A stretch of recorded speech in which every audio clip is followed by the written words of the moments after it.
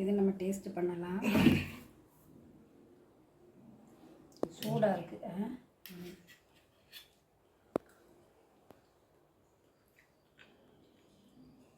ரொம்ப டேஸ்ட்டாக இருக்குங்க. கண்டிப்பாக நீங்கள் வீட்டில் செஞ்சு பாருங்கள். ஹாய் ஃப்ரெண்ட்ஸ், எல்லோரும் எப்படி இருக்கீங்க? நல்லா இருக்கீங்களா? இன்றைக்கி ஞாயிற்றுக்கிழமை. இன்றைக்கி ஒன்றும் இல்லை, சாம்பார் சாதம் பண்ணியிருக்குங்க. சாம்பார் சாதத்துக்கு நம்ம அதுக்கு என்ன கூட்டு பொரியல் இது மாதிரி ஏதாவது டேஸ்ட்டான ஒரு தொட்டுக்கிறதுக்கு இருந்தால் கொஞ்சம் நல்லாயிருக்கும்.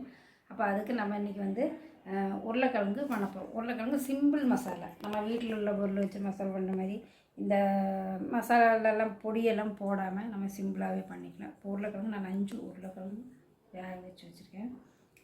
நல்லா வேக வச்சு இந்த மாதிரி ரொம்ப குழகுழன்னு இல்லாமல் இந்த மாதிரி இருக்கணும். 4 நாளாக கட் பண்ணி போடுற அளவுக்கு இப்போ உருளைக்கிழங்கு இருக்குது.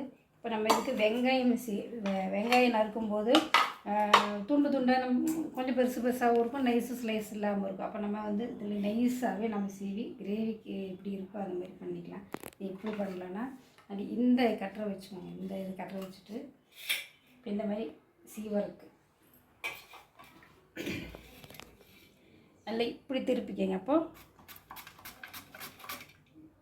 நல்லா சூப்பராக விழுந்துடுங்க. அப்போ சீக்கிரம் நல்லா வதங்கும். தக்காளி சாதத்துக்கு, தயிர் பச்சடிக்கு எல்லாம் ரொம்ப நல்லா இருக்குங்க. அப்படி சீவிட்டேன்னா ஆனால் இது நல்லா சார்ப்புங்க. இது வாங்கி கிட்டத்தட்ட நான் 4 வருஷம் இருக்குங்க வாங்கிட்டு. நல்ல சார்ப்பு. சிப்ஸு, உருளைக்கிழங்கு சிப்ஸு, குச்சிக்கிழங்கு சிப்ஸு எல்லாம் சீவருக்கு நல்லாவே இருக்கும். இந்தமாரி பச்சை கலர் இதெல்லாம் இதாக இருக்குங்களா, அதுமாரி பச்சை கலரில் பாருங்கள். கடைசி வரைக்கும் நம்ம சீவிட்டோம். எவ்வளோ ஸ்லைஸாக வருது. அதே மாதிரி இது எல்லாமே நம்ம சீவி எடுத்துடலாம்.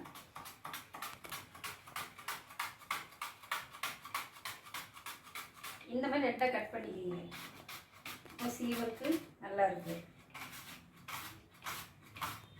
இப்போ நம்ம தயிர் பச்சடிக்கு போட முடியாது. அந்த வெங்காயத்தை நல்லா உப்பு போட்டு, பச்சை மிளகா, ஒரு ஆரப்பழம், தக்காளி, கேரட் மட்டும் நல்லா பிசைஞ்சிட்டு நம்ம தயிர் பச்சடிக்கு இப்போ சாதத்துக்கு நம்ம எடுக்கிறோம்னா அந்த மாதிரி பிசைஞ்சு சாப்பிட்டுக்கலாங்க. ஈஸியான மெத்தட். இப்போ கத்தி வச்சு நம்ம நறுக்க வேண்டியதில்லை. இதை விட்டு கடகடன்னு சீவிடணும். இல்லை இப்போ சீவிட்டு நான் போட்டுறேன். இது 1.5 வெங்காயம் தான் எடுத்துருக்கேன் நான். கடைசி வரைக்கும் சீவருக்கு நல்லாவே ஈஸியாக இருக்குது. சீவருக்கு கை தான் ஜாக்கிரதை.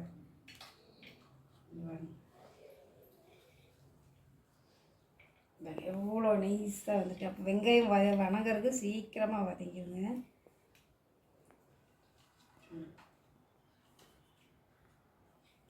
இதாகிடுச்சு. இதை நம்ம உருளைக்கிழங்கு 4 நாளாக நம்ம கட் பண்ணிக்கலாம்.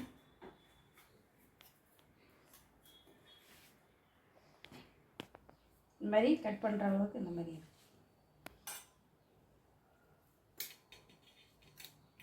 சும்மாவே நம்ம வதக்கி சாப்பிட்டுக்கலாம் இதுக்கு. ஆனால் இதே மாதிரி சிம்பிள் மெத்தேடு.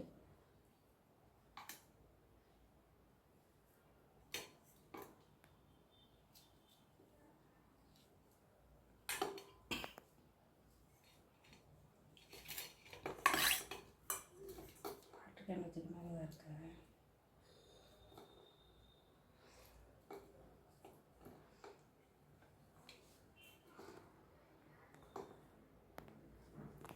இந்த மாதிரி கட் பண்ணியாச்சு.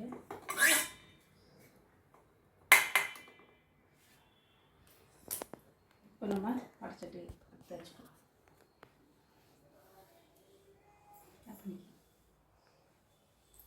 இப்போ எண்ணெய் ஊற்றிக்கலாம்.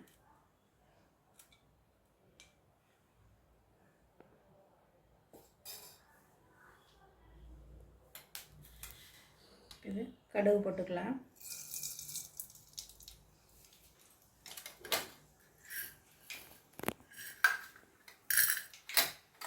கடுகு, கடலைப்பருப்பு, உளுத்தம்பருப்பு.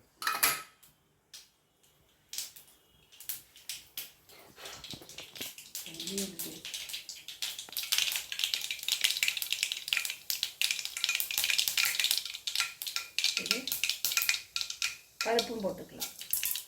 கடலைப்பருப்பு, உளுத்தம்பருப்பும் போட்டுக்கலாம். இதில் வெங்காயத்தை போட்டிக்கலாம். வெங்காயம் பாருங்க எவ்வளோ பூ மாதிரி.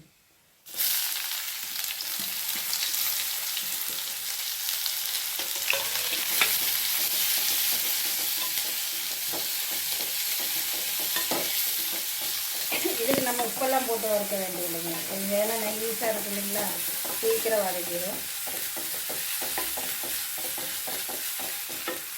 இது வதங்கும் போது கருவேப்பிலை கொடுத்து, பச்சை மிளகாய் நைஸாக கட் பண்ணி வச்சுருக்கேன், இஞ்சி பூண்டு தட்டி வச்சுருக்கேன்.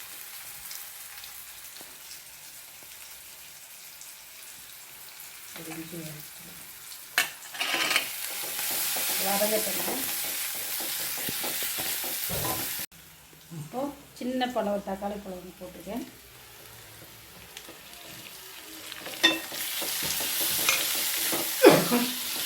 நான் சொன்னேன் இல்லைங்களா, வெங்காயம் நல்லா வதங்கிட்டுன்னு. இந்த வெங்காயம் போட்டோன்னு எப்படி வதங்கிட்டு வருங்க, உப்பெல்லாம் எதுவும் போடலை. இதில் நம்ம மஞ்சத்தூள் ஒன்று போட்டுக்கணும். தக்காளி நல்லா கொட்டி விட்ருங்க. நான் நைஸாக தான் அரிஞ்சிருக்கேன். இதில் நிறைய மசாலாலாம் வேணும் அப்படி இல்லை. நம்ம சாம்பார் சாதத்துக்கு, சாப்பாடுக்கு, தயிர் சாப்பாட்டுக்கெல்லாம் ரொம்ப டேஸ்ட்டாக இருக்குங்க. ஏன்னா நம்ம மசாலா எதுவும் போடல, இஞ்சி பூண்டு மட்டும் தட்டி போட்டுருக்கு. இதுவே மஞ்சத்தூள் கொடுத்தாங்க. இப்போ லைட்டாக நம்ம மஞ்சத்தூள் போட்டுக்கலாம். இப்போது நான் வந்து இதில் மிளகாத்தூள் தேய்ச்சி போடுறேன். மிளகாத்தூள் எதுனா நான் வந்து சாம்பார் தூள் நேற்று அன்றைக்கி பொடிச்சு வீடியோ காட்டணும் இல்லைங்களா, அதில் வந்து காரம் பொடிச்சு வீடியோ காட்டணும் இல்லைங்களா, அது நான் இப்போ சாம்பார் சாதம் செஞ்சுட்டேன். இப்போ இதுக்கு வந்து லைட்டாக நம்ம இந்த சாம்பார் தூளும் போட்டுக்கலாம். சாம்பார் தூள் போட்டா இதுக்கெல்லாம் யூஸ் பண்ணிக்கலாம். இதுதான் நான் போட போகிறேன். சும்மா அரை ஸ்பூனு தான் போட்டிருக்கேன்.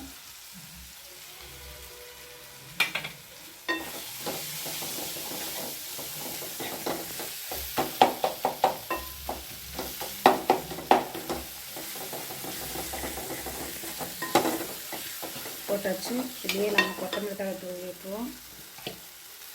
இது அப்படியே உருளைக்கிழங்கு இந்த வெங்காயம் வதங்கின எண்ணெய் தண்ணி வந்து இந்த எண்ணெயிலே அப்படியே கொஞ்சமாக போட்டு வதக்கலாம். லைட்டாக நீங்கள் அந்த உப்பு இதெல்லாம் பிடிக்கிறதுக்கு தண்ணி ஊற்றிக்கலாம். போட்டாலே நல்ல வாசனையும் இருக்கும். அந்த இஞ்சி பூண்டு தட்டி போட்டால வேறு எந்த மசாலா நான் யூஸ் பண்ணலை. ரொம்ப டேஸ்ட்டாக இருக்குங்க. சிம்பிளாக இருக்குது, இது டேஸ்ட்டாக இருக்குமா அப்படின்னு நினைக்கவே வேண்டியதில்லை. சூப்பர் டேஸ்ட்டாக இருக்கும். உப்பு போட்டுக்கலாம்.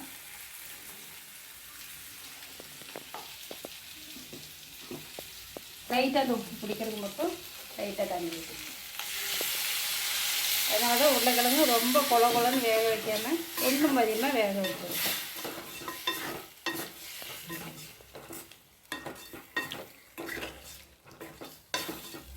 இது சிம்மிலேருந்து ஒரு தடவை மூடி வச்சிடலாம். எங்களுக்கு இது வாசனை நல்லா இருக்குது. ஆனால் நீங்கள் கண்டிப்பாக அதை செஞ்சு பார்க்கணும். அது சூப்பராக இருக்குங்க. சிம்பிளாக இருக்குது, செய்ய முடியாது, செஞ்சு பாருங்கள். அதுக்கப்புறம் மூடி வச்சிடலாம்.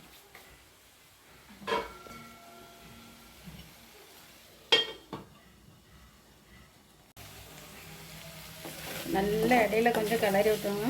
இப்போ பாருங்க உடையாமல் நல்லா ஸ்மூத்தாக இருக்குது. உருளைக்கிழங்கு நல்லா வேகும் செஞ்சுட்டு இது பாருங்க.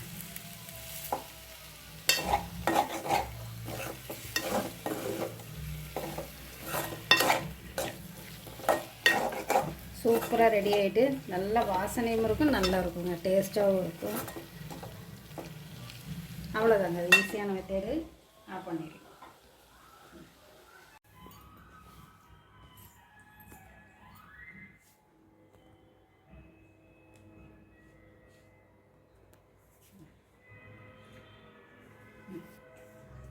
உருளைக்கிழங்கு சிம்பிள் மசாலா ரெடி ஆகிட்டு.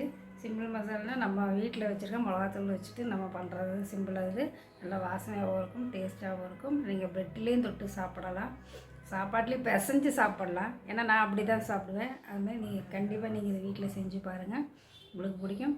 பிடிச்சதுன்னா எங்களுக்கு லைக் பண்ணுங்கள், ஷேர் பண்ணுங்கள், சப்ஸ்கிரைப் பண்ணுங்கள், பெல் பட்டனை கிளிக் பண்ணுங்கள். வீடியோ அன்றைக்கி வந்து எங்களுக்கு வந்து தக்காளி ஊறுகாய் பண்ணதில் வந்து ஒருத்தர் நல்லா இருக்குன்னு சொல்லி எங்களுக்கு கமெண்ட் பண்ணியிருந்தாங்க. அது எப்படி எங்களுக்கு அது பின் பண்ணணும்னு எங்களுக்கு தெரியல. நாங்கள் இப்போ தான் கொஞ்சமாக வீடியோ போட்டுட்டு வரோம். இதில் எங்களுக்கு இப்போ முத இப்படி வந்திருக்கு. அதனால் இது நாங்கள் தெரிஞ்சுட்டு உங்களுக்கு நாங்கள் திருப்பி அது இது பண்ணுறோம், மெசேஜ் அனுப்புகிறோம். வந்து எங்களுக்கு கொஞ்சம் டைம் ஆகும். எனக்கு தெரிஞ்சுட்டு எங்களுக்கு கண்டிப்பாக எல்லாருக்கும் தேங்க்ஸு. நீங்கள் இப்படி கமெண்ட் பண்ணது எங்களுக்கு ரொம்ப சந்தோஷம். அதேமாதிரி நீங்கள் எங்களுக்கு சப்ஸ்கிரைப் பண்ணுங்கள், பெல் பட்டனை கிளிக் பண்ணுங்கள். கேட்டால் பை. அடுத்த வீடியோவை சந்திக்கலாம்.